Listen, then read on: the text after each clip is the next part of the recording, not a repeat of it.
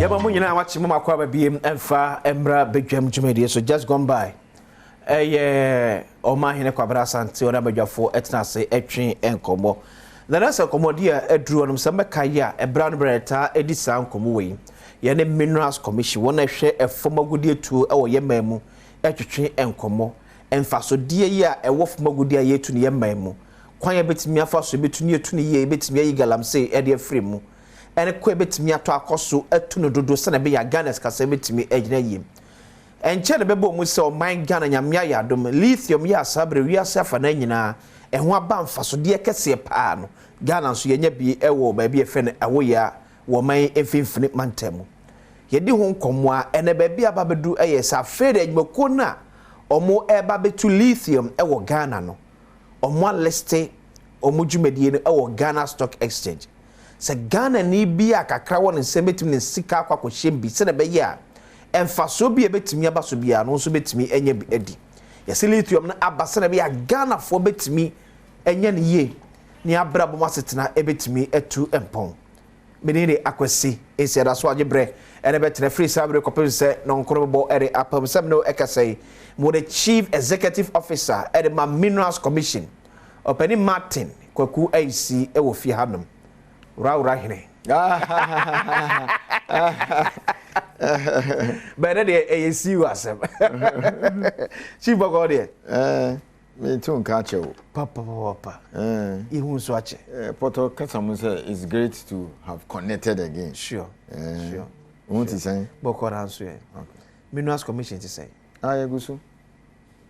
Bibi Koye. Yagusu Emma Lees. Oh, said you, my dear. Said the Mugusu Kasa money a man for Kasa or Bedroom. Yeah, Chefa. Yanko ye chika kani share this lithium. Yeah, yenye. Asa ne babe TDC ene asemda betuja se finally ejmekuna liste won dwumade no on Ghana Stock Exchange. Yeah, obi bia kakra won nsem bia betimi eden ho akwakodom bi. The lithium no emfaso de wompade ma Ghana ene say. Okay. Akwesi so be kaya October mu last year na Minister Dean Insa to contract so between government of Ghana and a company Barari DV Atlantic Lithium from the almost Australia almost stock exchange Australia more London. Okay. Earlier discussions na amino ye no maka cho say abandi nhihye bia ba be enum ba mebo force. Okay. One. Se ya gi atum se small scale no ba bi edro no ade se yeje nu yie. Sure. 13 ranges mini wa ka sem we da. Supporting for 3 million direct and indirect. Yeah. Inti ye guso a ye nhihye the way I betimi improving asumo man yi pa last year nko a wo hwe sika yenya bet over $2 billion from small scale. I did support it good for oil. Yes, small scale. Official receipt. Potokasa English kasa say official receipt. Okay, ni etimi bo official receipt at PMC at documenting say okay. Good I toll free small scale for a free Ghana. Call here I did support it good for oil. Over $2 billion. Wow. Yes. And then yes, our local content. My boss was local content. Said you say uko too good, you know, and our boss at Nkwana supplies for services na account ya. The way I bet chichiri adiama Ghana for engineer the local content list by. Baka nyema mienu bi a yenya de internet ya man for boy chi say oh mining to me chichiri akro nu said ya uko South Africa now Australia. Yeah. Nyema mienu we value addition. Okay. Say utu good day na utu mineral bia obe daneno wow obe je hu bibi ase ye fan say o ye fabric or what do you call it o factory. Yeah. Obe nya mfa so o de ye shirt na uton. Sure. Enye so beton raw textiles no into o sha boxer is e raw Ghana manganese since 1916 that is 108 years now. Say yeah, so until a mutam me who and so called raw. Into a fear na a binding shaba say no. Emira to say yeah add value. Last 2 years me boss no ehiapa na me can lithium debate no. Sure. Wa into ye two yen who run yen dani no yen more way because ho na scan wo. Okay. And a second one no so ye omukano bofukasa say indigenization. Say time aso a say yen Ghana for yen to make us you obo my wedding obo we a Ghana for there. Okay. Mienu bi o a metimia aboso ama. Ti say ufa Ghana bauxite a Ghana for there. Yeah. 80% Ghana need and 20% the government of Ghana. Ufa Asante Goda omukra bibia ni chira no mine. Yeah. Ghana ni individuals kra over 40%. Okay. Wow, me kwa investment wo sa ne pe no nti ye yen hihye ye tu ye bu pa ti se ya okọ ware ni aka so bibia ya botra ye ma ho 5 to 10 years obon say oh utumi fa be ebia 20 miles ubo we a my air obekese we ha Ghana for 30%. Ubo we are 40%, ubo we are 60%, ubo we are 80%. Into value addition ni indigenization. Yeah. And no nyanya de kra for the past over 100 years. Into afi ni de into lithium no ye hu lithium ni say no. Ye ntumi fa call raw sa say yes sisa niema ni making sure so omu tunu raw at least anye bia mo be dani kakra wa ha anon be wuru wa ne de aye niema na omu de batteries ni sa de keka ho no. Okay. Na say metwasi ya. And a second one nso say Ghana for enye say omu koton keke na jomo betwe royalties ni tax na akoy bibie ho. Nse say pese Ghana for nso nye ownership. Into fa two we are eno ye de ye nhihye na ye de ye lithium last year. Into o share page 24 of agreement now. Okay. I can read it in English first. Yeah. Na ye akotwi mu. Ko we a tree program. O share page 24 schedule 2. Number 4 almost see listing on the Ghana Stock Exchange. The company or its parent company shall na me lawyer ni ye kasi shall that means by force. Okay. The mamin kasa na obi a owo rara bontin so na okro mampo beti ase say wa said yes say oye once a emrani say shall list on the Ghana Stock Exchange in accordance with regulation 13 of the Minerals and Mining Local Content Regulation 2020. Okay. Emra we about 2020. Okay. Asia no say Munko unse MIF G interest bi wom. Yeah. MIF be $32 million. $5 million come to as far back as January. Inti o manan kasa through me because MIF no ye Ghana for there. Yeah. O man kasa no your percentage wom. Wa through MIF. Okay. I said that MIF nso Asante. And I say president say say sadia mo ma Ghana for nso nye yi. Inti mo fan cost stock exchange. Okay. Inti busumi nsanye ye gusu sa na ye kɔ ne ye kɔba. Finally na abnamu penny or stock exchange na security and commission so say there omatutu omu niema ye nti no omu kom list nti last week and omu list here omu list omu shares nyina say there wo London wo Australia wo Ghana ha bibia omu list nti kona koto asema da ono. Wow. It is a fasodia oye Ghana ni ya ko stock exchange na so kokoto shares ni bia na se mfasodie bi ebebe adwuma mba be o Ghana bia no nso benya achefa. Yes, me crap ma catch ma start say me bodero ma catch nkofo say this is the time I say koto but utumi to share bia o pay even one share kura 4 cedis 40 pesos. Okay. Uni normally utonu ntema because mu start say mu tupe. Yeah. Na apeja.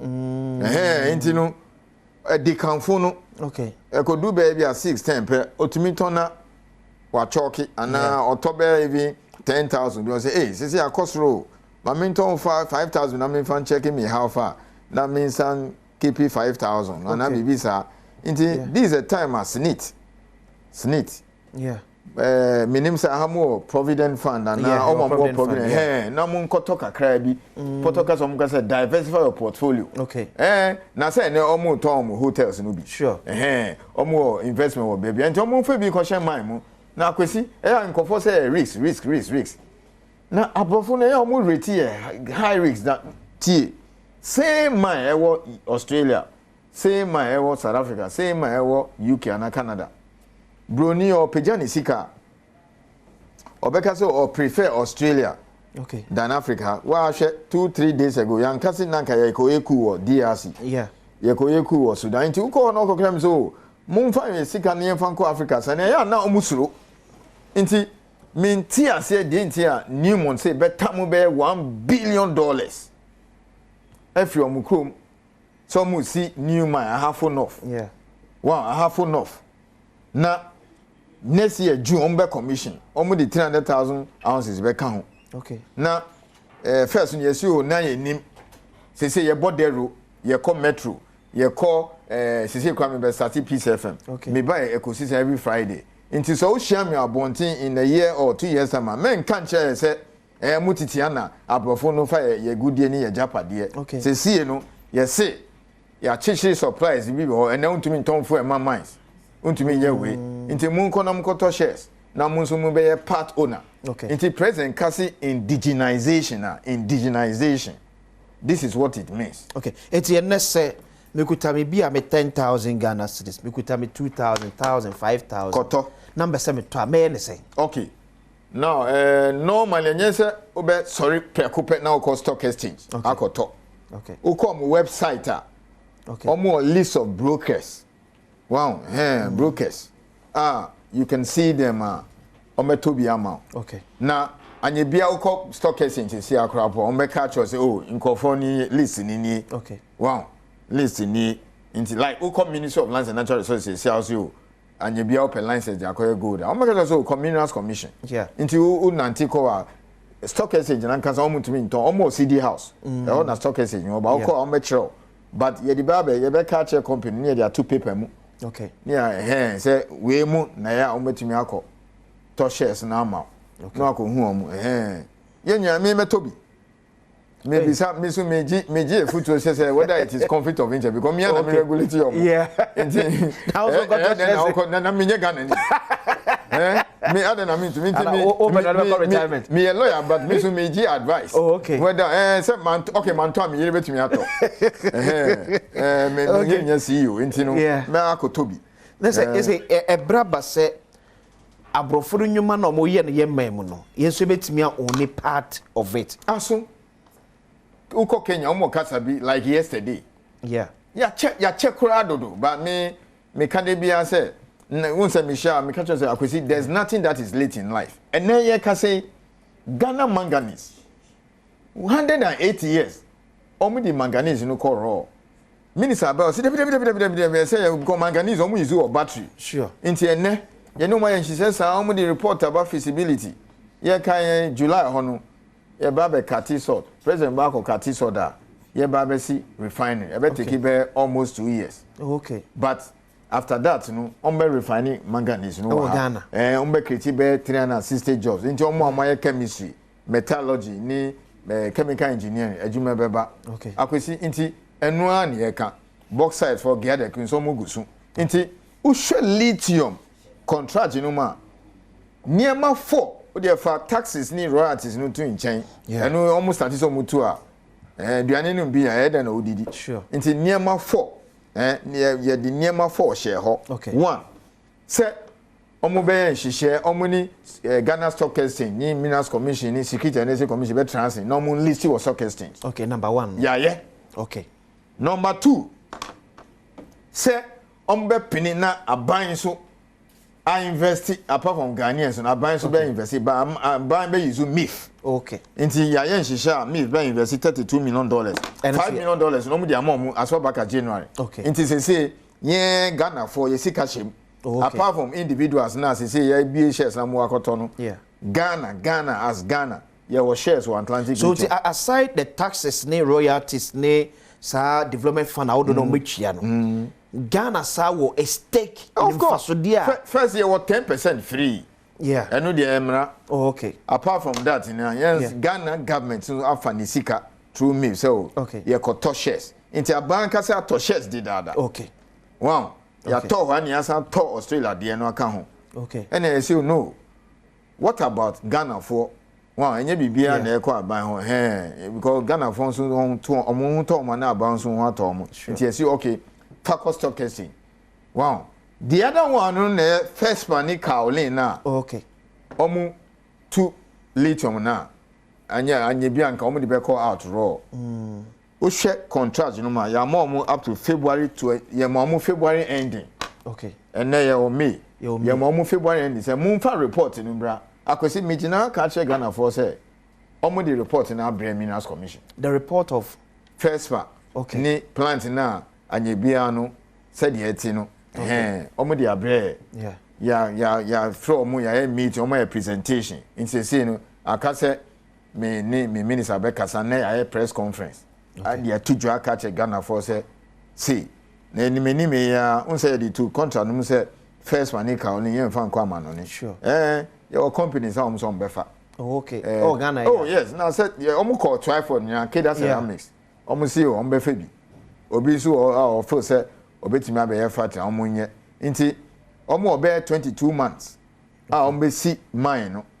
Say Parliament babaka ye be ratification. Yeah. Environmental permit omo gusu. Nti anya bi acha by June July no na papers na keka ni nyina omo wie bibia. Okay. Nti emfa no say August and now September ko almost started almost constructing mine na. E dey be call 2026. Well, by that time no na obi na nipa na oba be first plan na plant ni nyina no ya ready. Okay. Nti asema e da on no. It is ye wie out of 4 ye wie you know man wie 4. Omo the report ni on first plan ni first plan ni chemical plant na aba. Okay. That's number 1. Okay. Omo the abre because you show agreement you know. Okay. Number 2, some be cost stock exchange akọ list omaye. Eno de obi ahu ye. Yeah. Number 3, some be makwan aban be using sika atobi shares no bi. Okay. Through MIF. $32 million in share no. Ya dika am 5 di dada. Okay. Nti e ka say aban kora or shares in addition to free 10% no. Last one no dey just almost start so mutu. Eno ye di share say anye bia mu start so mutu lithium na. Afibia mu be yi revenue 1%. Na e di ama ye nuanu ma omo ewo ya like maybe omo ko 1%. 1% enya kito de men share percentage asem. Wow, Africa nya ebi me 0.51 and all those things. This is the first time I BBC wo mramo. Okay. Adanda oko pesos e dey can trust. I have a foundation 17 or so communities ni obuasi ni nyina boni beka say voluntary. Sure. Afi ni e ba be ye mra say by force say afi bia nti why profit onye profit you calculate 1% of the revenue na farmer community no. Okay. Omo account yeah ye dey betu mo omo. Okay. But no this all start say two and e beka o English kasa mo say production. Nti eno de enya de betumi this almost start. Okay. But other three no de omo diso. Nti ade we ya start ye na nkofo boy echi enye dabi. Eti ba so hwe o TV ne se bia ohunu ade e fe ne lithium da. Ena da o TV ne so no. Kaolin ena patwa hu no o TV ne so nti Kaolin ne first panel kan wasem ne ko nyina be tu TV so ama so watimi ami enya bi ahwe lithium enya bi mu aso na tim se ejapade pa. So Mr. Isi dient no segma Ghana ye bosse se yenya lithium e wo ye memo. 1 lithium ya dia one says see what's your financial almost be climate change. Yeah. Wow. See in so as a baby in so too much. Sure. And now baby na minim say nyomuka otwi mu drought. Yeah. As so say we are see yes she dodo. Yeah. Ni nya gina petrol ni diesel na ye use no. Wow. Ma gas it say carbon dioxide ko skies na inti no say yan jai say mana e be higher. Wow and say crash Dubai. Afghanistan ni na nti se yenya ya gia tum se o se yesisa niam bi nti no petrol ni diesel na edi gu car mo no ka problem no and a coal ye she coal the electricity no China from ship China India say jai into usha one of the solution electric cars. Okay. Wow, you be called green. This is green Ghana. You be use solar. You be use solar. You be use wind turbines. Now, some near mano and batteries now. You be electric cars now. Over jai petrol. No, because you see, who call Europe? I mean, the last time we call Abuchi, cars no be almost start your cars will be electric. Sure. Into no battery no, and a solar panel ni wind turbines in no minerals no more there. To say manganese. To say copper and a lithium. Into ufa battery no say manganese wom, cobalt wom, lithium wom, nickel wom. Into no say adena yedi be battery, mobile phones, smartphones in sanya money na flat screen when you know. Yeah will be no dear good news. Yeah. Well, but into that's a good news. You will be at least yourself and your if I saw that's number one. Okay. But you decided say and yes, I could took a cat. Said you are treated good over the past 100 years. But she said, yeah, it's a young first war. I was so. I don't say mobile rook a crowd. Ha, Modiba cost stock case in ya own nationality, more dividends. Now, nobody am I. Sana Moyano. Look, a company say almost stock exchange. She angle good Ashanti. Yeah. She, your friend is saying, go first. Almost South Africa, almost London, Newmont, almost baby, almost Josu. No scan aba yet it's here then into first we bet me aka say okay in session ni ho ana nyem boderu anu de megitum wow man beka we a man 40 year ye call ecosystem last go bia bisa so na ye benya bia to yen kon into megitum say e bia in the past no na yen boderu adwuma ye se de ye pa one, that's number one. Sure. And two, so you see some now. We 2020, yeah. Okay. Near teaching areas, we say, "Oh, you're Ghana, no to me yet." It is a boat there, only can't win you na 5, 6, 7 years down the line near young Kenya and Hua.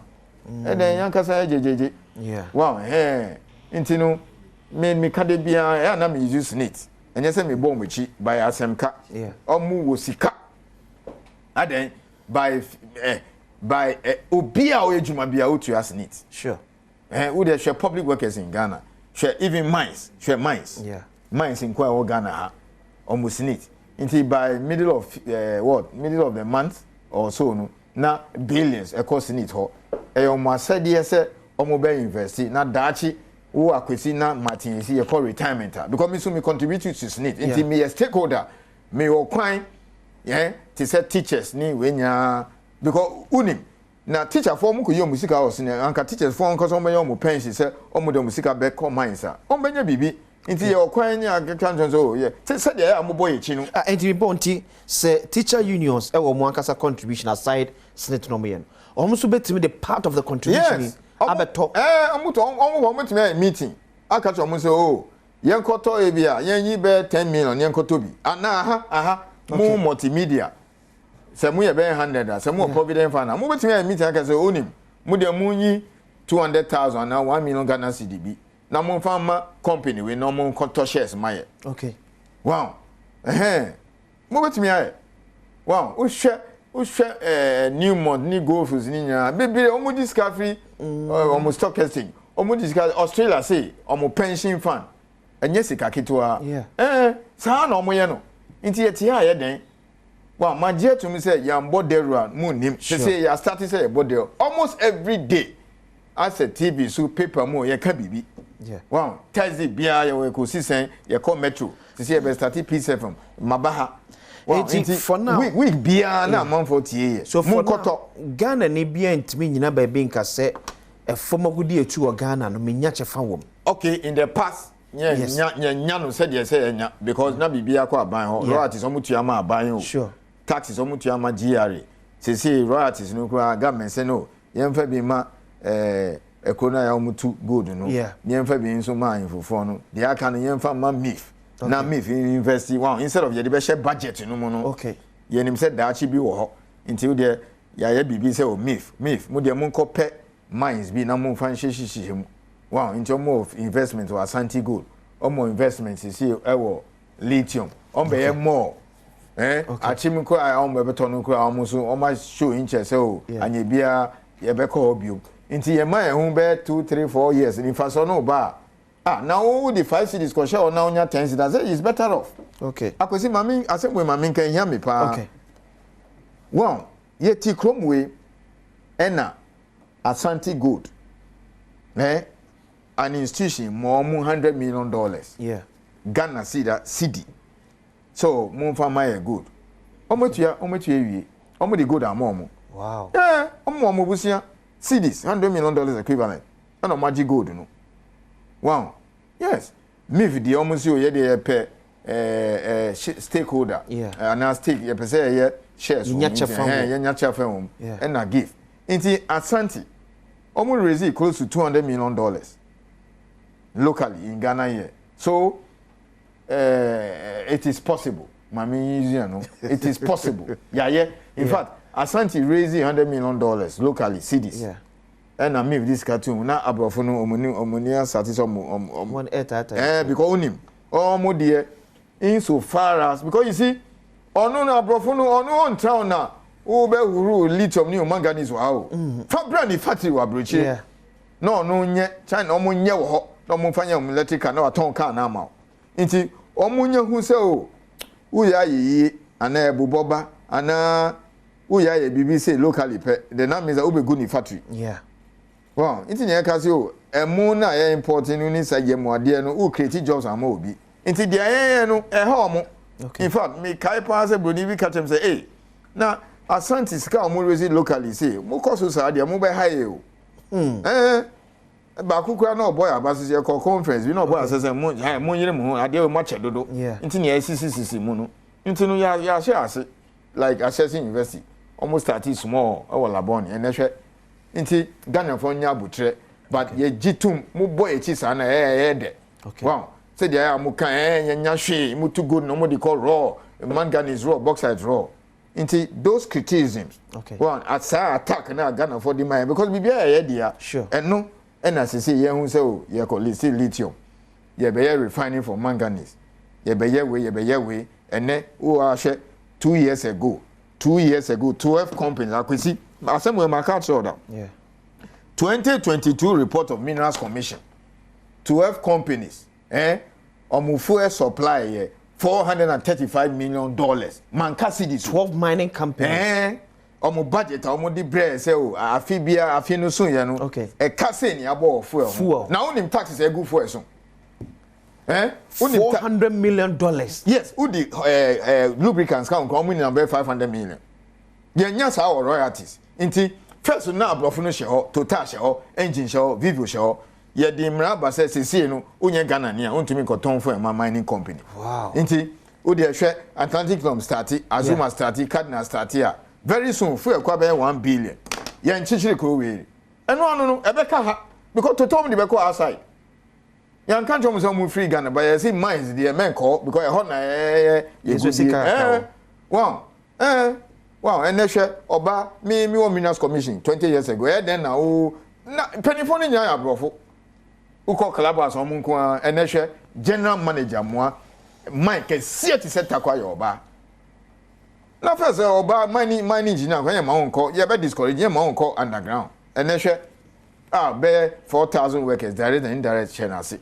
Intinu ye de ade we de ye kwam sa ye ma ye hu be 5 years. Wow. The more we listen, the more the companies list, the more MIF didn't shika shame. No, then we are back our podcast and say we are getting there. Okay. Yeah. I say idea we did that, but before you be wrap up, no. Akwesi, and your first time my own mines. Unsa a champion no. No afraid be taking control of the commanding heights of the economy. Yeah. Or be GG mines in Ashanti Obuasi cry call be 55. And I own him. Until from the middle 70s on up to 1980s, now my senior I can afford you. Until the Maminka seem a shock you. Takwa, they are bind here. Takwa mine. Takwa, mine can see where Ufa gold fields the biggest, the 6 biggest producer of gold in the world. Yeah. Omo gold, omo mine senior, we are senior. Takwa nesu. Okay. Takwa ne can afford here. Prestia, ne can afford here. baako bi wo dunkwa ne efen dunkwa continental na Ghana for de na so nim se ne niema ye gu no inti ba to the extent say oh na price no was so no de na chale nye say na sika ba but 24 kasa bi o mo se ye di nam na yi nam wow o tunu na o ye nhwehwem eno ne ye kan prospect and exploration na o ye nhwehwem nhwehwem na be sending life of mine na then na Newmont prekupa mo sorry say oh say e be see another mine the same license no o mo see oh ye there ma say say you different because we nhwehwem more we invest more now was here 1897 126 years one into na time na gold price no cost no na can say ye nhwehwem one ne emphasize kan 200 ne nhwehwem nya eno no say ne di share into by 1980 early 80s mines ni nyina gu na tie ni ye ne e call World Bank kwesi bo time say mo ntumi run mines o mo nton pa na ye ton takwa ne ton prestia ena ye halfa nti enye se ate ye mines no ye nti ti say ye treat Gio uka Gio footwear Gio pharmaceutical ye ton ni nyina Ghana Airways nti mines no Ghana for ya only mines but I say ye subai na nya obania you say better say person oje Rebecca oti nyame adama next week be sa to time with Minerals Commission so this time the Ghana for ya kasa ne only ya de ye mfe ho enhemiri de akwasi Asia, what's up? Ever say, Wakram.